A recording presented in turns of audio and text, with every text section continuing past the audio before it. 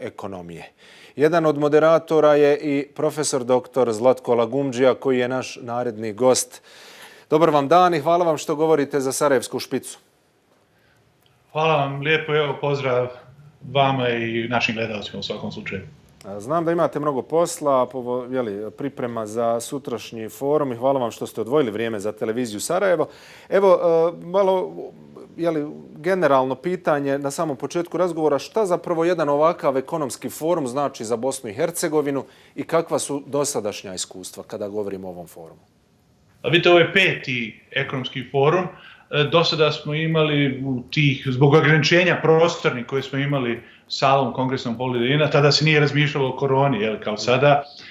Mi smo praktično u ove prethodne 4 godine preko 2000 učesnika je bilo na forumu, neki 70 i ne znam nijak koliko govornika iz čitavog svijeta, naročito iz regiona, iz Europe, prirodni ljudi iz akademske zajednice, poslovne zajednice iz Bosne i Hercegovine i ljudi sa ekonomskog fakulteta, ekonomskog instituta koji su praktično organizatori ovog foruma. Ove godine forum se odvija jednim novim okolnostima, ne samo što se tiče korone. Mi smo razmišljali da li da uopšte ove godine treba da održimo forum s obzirom na pandemiju, međutim, moramo se spremati na jedno novo vrijeme. Sve više će se stvari dešavati i organizirati na sličan način na koji mi to nastavimo sutra da uradimo. Ovo je prvi put hibridni forum. Mi ćemo imati u skladu sa pandemijskim, da kažem, pravilima na jednom mjestu u Sarajevu nekoj vrsti velikog studija, ajde nazovimo to tako, gdje će biti neki 30 ljudi sa stageom koji liči više na vaš studio nego na jednu klasičnu dvoranu.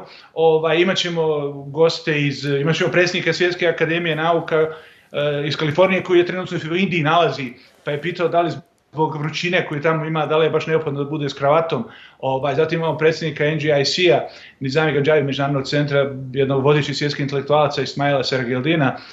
Tu su i ljudi koji dolaze iz prvi ekonomista Evropske unije, Fibi Konduri, koja vodi mrežu samodrživog razvoja Evropske unije, mreže akademskih organizacija, poslovne zajednice u okviru zajedno sa Jeffrey Sachsom, koji nam je prošle godine bio tu najavio, čitao ovaj skup. Mi sada ove godine zajedno sa kolegom Igorom Lukšićem iz Crne Gore, kolegom profesorom uvaženim nekadašnjim premijerom Crne Gore, koji će također biti jedan od govornika, malo ćemo se posvetiti i samom regionu. Jan Fischer, ugledni profesor iz Praga, nekadašnji potpredsjednik Evropske banke za obnovu i razvoj i premijer Češke, će govoriti upravo o toj novoj zelenoj Evropi, onome što bi trebao da bude zeleni kontinent, pa nadam se ovaj naš region, a normalno posebno sam ponosan na to što imamo saradnju ove godine sa Nizami Ganđavi, Međunarodnim centrom, koji je organizator, hajde zovemo to, planetarnog geopolitičkog Davosa, poznatog Baku foruma, i NGIC je partner upravo zato je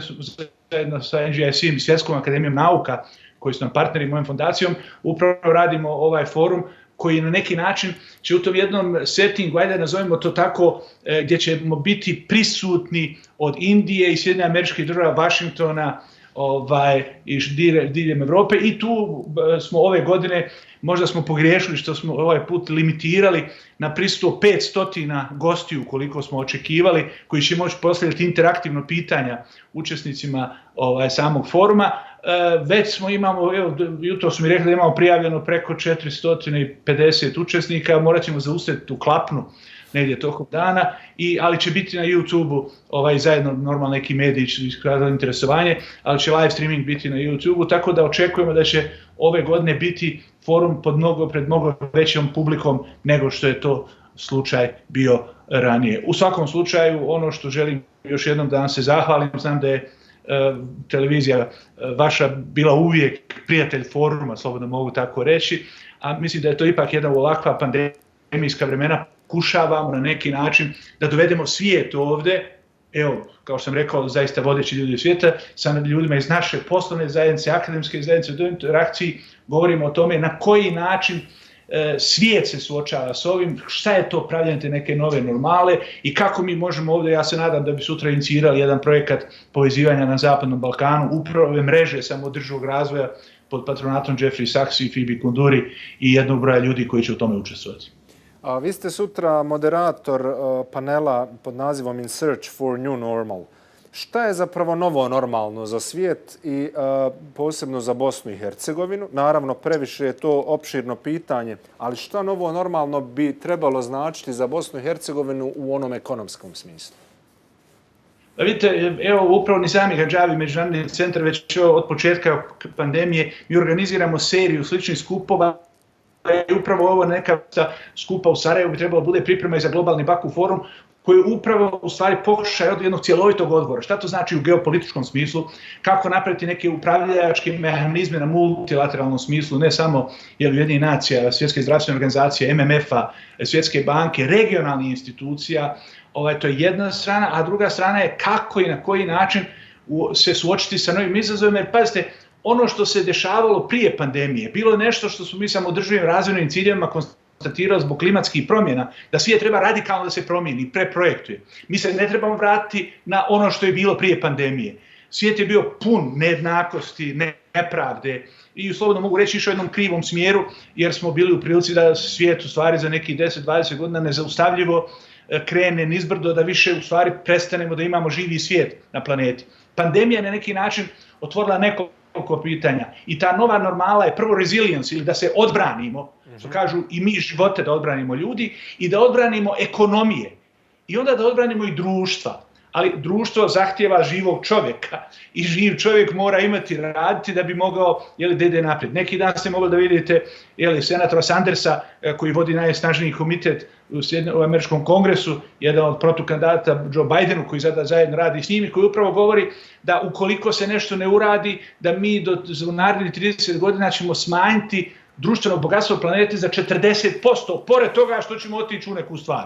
Dakle, nova normala je traženje jednih novih ekonomskih modela, traženje, slobodno mogu reći, spašavanja prvo života i prevencija širenja pandemije, zatim zaštita siromašnih i ugroženih kroz spašavanje radnih mjesta i biznisa i treća stvar, izgradnje jednog otpornijeg okruženja i oporavka u svakom smislu riječi. I tu imamo 3 neke paralelne strategije koje hoćemo da razvijamo, a to je da se olakšava odbrana ili relief i resilience izabranih zdravstvenih i ekonomskih prioriteta, ali ne samo to, nego da se gleda dugoročno, da u stvari imamo neke projektovane dugoročne ciljeve. Zatim to je oporavak ili restrukturiranje, ili da se krene ono što valja i što je valjalo, a da ovo iskoristimo za tu neku, da tako kažem, osmišljavanje, jedan inovativan način i obrazovanja i digitalnu transformaciju i da se vratimo zelenoj ekonomiji na način na koji to ranije praktično nismo radili.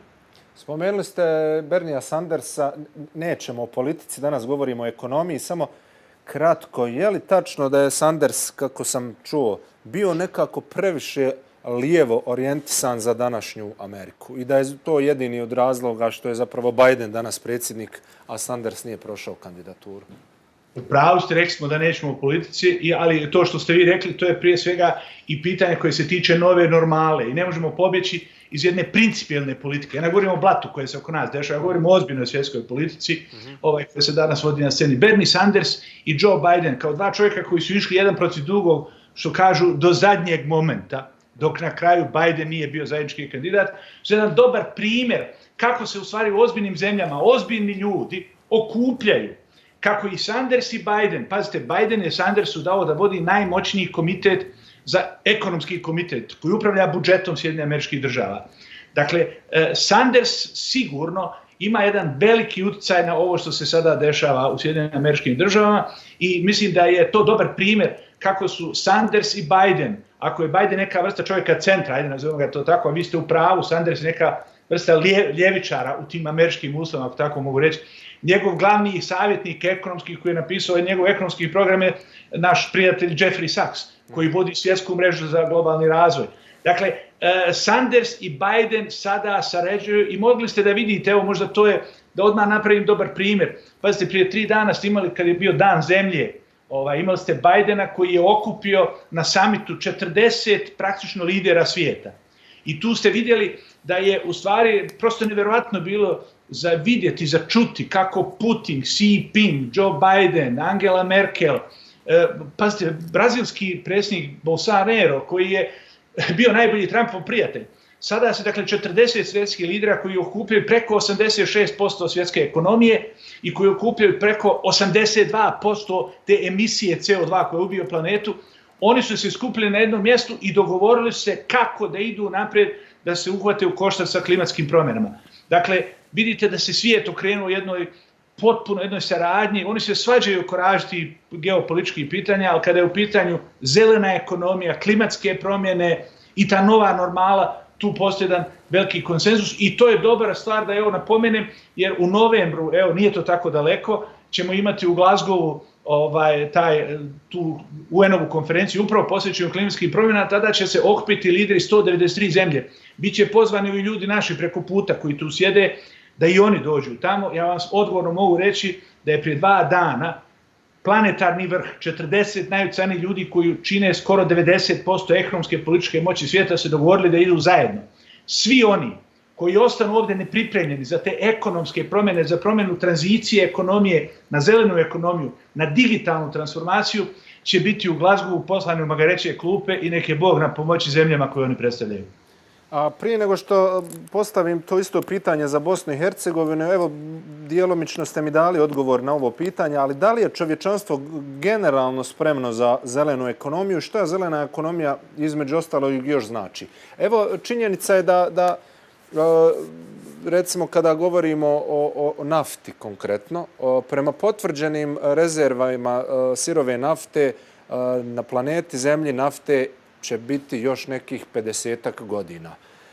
Hoće li čovječanstvo ubrzano prelaziti na alternativne izvore energije ili će upravo, odnosno će li ova pandemija upravo ubrzati te neke nove procese koje su davno automobilske industrije već pokrenule širom svijeta? Pa evo, dobro vam je primjer upravo automobilska industrija koju ste spomenuli. Pazite, samo da vam kažem da Teslina fabrika koja proizvodi automobile, kao neka vrsta, hajde nazovemo to nagovještaja nove industrije okrenute ka klimatskim promjenama, suočavanju sa klimatskim promjenama, borbama protiv globalnog zagrijavanja. Tržišna vrijednost Tesline proizvodnje električnih automobila je prije 2 dana iznosila $690 milijardi, a General Motorsa, najvećeg američkog proizvođača automobila koji proizvodi vrhunske automobile na klasični pogon, nešto se malo petlja i sa elektrikom, njegova tržišna vrijednost je $82 milijarde. Dakle, možete vidjeti da proizvodnja električnih automobila jedne fabrike je takve 8 puta veća njena vrijednost nego. I to je samo zahvaljujući prelasku upravo ovaj summit o kojem sam vam govorio, Bidenova promjena prema okupljanju svijeta, približavanje Kini, približavanje Rusiji na tome, upravo govori o tome da ćemo mi neminovno imati jedno preusmjeravanje energetike i uopšte čitavog to, da tako kaže, industrije na potpuno obnovljive izvore. I onaj ko ne bude prelazio na obnovljive izvore, imaće 2 načina da bude kažnjen. Jedan način što neće moći da pristupi različitim međunarodnim, da tako kažem, projektima, i druga stvar što će ta ekonomija, zelena ekonomija generisati potpuno nova radna mjesta i mi ćemo sada imati propast praktično onih zemalja koje na tako nešto ne budu spremne. Dakle, stvar je vrlo jednostavna. Zelena ekonomija je budućnost svijeta, samo je pitanje koji dio svijeta će biti dio te budućnosti. Hoćemo li mi biti dio te budućnosti? Je li energetski sektor u Bosni i Hercegovini spreman za zelenu ekonomiju? Evo, konkretno da kažem, elektroprivrede u Bosni i Hercegovini. Znate šta, da vam kažem, ja ću biti suzdržan ovdje. Reću samo nekoliko, da tako kažem, onako blagih ocjena. Ja mislim ovo što se kod nas dešava kada je u pitanju na prelazak na zelenu ekonomiju, da je to potpuni odron i možete, to mi izgleda kao kad vidite nekom seoskom putu, onu tablu, kaže, ne vidite puno kamenja na cesti, ne vidite niko da radi, samo ima tabla, kaže, odron na putu, radovi u toku. I onda se vi probijajte preko ti auta da ne ostanete bez guma. Sad, šta hoću da vam kažem? Logično bi bilo da jedna firma kao što je elektroprivreda i uopšte javni energetski sektor koji kod nas ima praktično monopol, da bude lider ovako nečega. Naš javni preduzeća, elektroprivreda, je uzeti konkretno i jednu i drugu i treću, ali evo elektroprivreda ova Sarajevka koja je najmoćnija od njih. Pravo je skandalozno je način na koji se oni ponašaju prema ovome. Skandalozno je način na koji se u federaciji ponašaju i u Republici Srpskoj, ali u federaciji, da budem vrlo konkretan, čitava priča o obnovljivim izvorima se svelo na to da se nešto malo para odvoji za stimulisanje firmi privatnih koji će da se bave obnovljivim izvorima i pravi se u svojom mjestu da elektroprivreda bude lider u svemu tome, da se proširi taj prostor, da se praktično otvori tržište svima, a ne samo da se subvencije daju jednom malom broju ljudi i onda se sada prave i dalje planovi kako da se čumurom, što kažu, grijemo i da čumurom nam sijalca u sobi tinja nekako malim svjetlom i pravimo projekte koji praktično su projekti 20. stoljeća, a ne 21. stoljeća. Mislim da je to i upravo ovo o čemu sutra ćemo govoriti i ovo na čemu okupljamo svjetske stručnjake i prijatelje iz cijelog svijeta, da se pošalje poruka i domaćoj političkoj zajednici i javnosti poslovnoj i akademskoj zajednici, dajte ljudi da se okupimo, da nešto naučimo iz tog svijeta, dajte da se okupimo i da radimo nešto što znači jednu bolju budućnost od ove koju imamo sada. Mi smo sada, ja ću o tome govoriti, sutra ne želim sad puno da pričam o tome, ali pokazatelji koji govore o tome kako se mi borimo sa pandemijom kao zemlja su katastrofalni. I mi smo planetarni vrh, da tako kažem, tragičnog dijela svijeta. S druge strane, kad su u pitanju ekonomski projekti, tu smo nigdje. Dakle, transformacija Bosne i Hercegovine na zelenu industriju, na zelenu ekonomiju, ne postoji kao osmišljen projekat i elektroprivrede, ovo što se dešava sada sa raznim poticajima koji su na nivou koketiranja sa kriminalom, a nikakva ozbiljna, da tako kažem, razvojna priča, to je nešto i na kraju obrazovanje kao kapitalna stvar nove normale, a to je treći stup ili prvi stup čitave budućnosti, a to je obrazovanje, ili što bi rekao drug Lenin, učiti, samo učiti. Izgleda da je to 100 godina posle njegovog nastupa na tu temu sada, što kažu, veća i važnija stvar nego što je to bilo Leninovo doba. Za kraj planirao sam još jedno pitanje, ali nisam siguran da li da postavim. Hoću. Vaša predviđanja za 2021. godinu kada govorimo o ekonomiji u Bosni i Hercegovini, koja su vaša očekivanja? Hoćemo li polako krenuti izlaziti iz krize? Pa evo, pazite da ja ne bih samo bio još jedan čovjek sa mišljenjem, ja ću vam reći nekoliko podataka. Kada je u pitanju posljednje projekcije koje su stare nekoliko dana Međunarodnog monetarnog fonda konsolidirane sa drugim financijskim institucijama, kažu da će 2020. da će na globalnom nivou biti pad negdje oko 3,3%, dok u ovoj godini se očekuje rast od nekih 6%, a dogodine 4,4%. S druge strane, u zemljama u razvoju taj rast će biti nešto veći, čak i pad, uslovno rečeno, mogu reći, bio manji.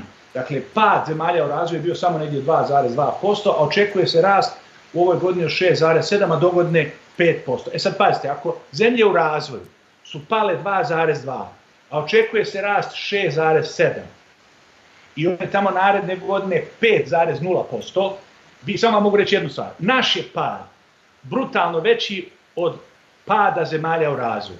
Naš je pad u 2020. godini manji, odnosno veći, brojka je u negativnom smjeru više otišla nego što je to 2,2%. Ove godine nećemo rasti ni u snu 6,7%, a dogodine da rastemo 5,0%, to je misaona imenca. Zašto? Zato što u ovoj zemlji su svi postali stručnjaci da objašnjavaju da je nečiji drugi posao ono što je njihov posao.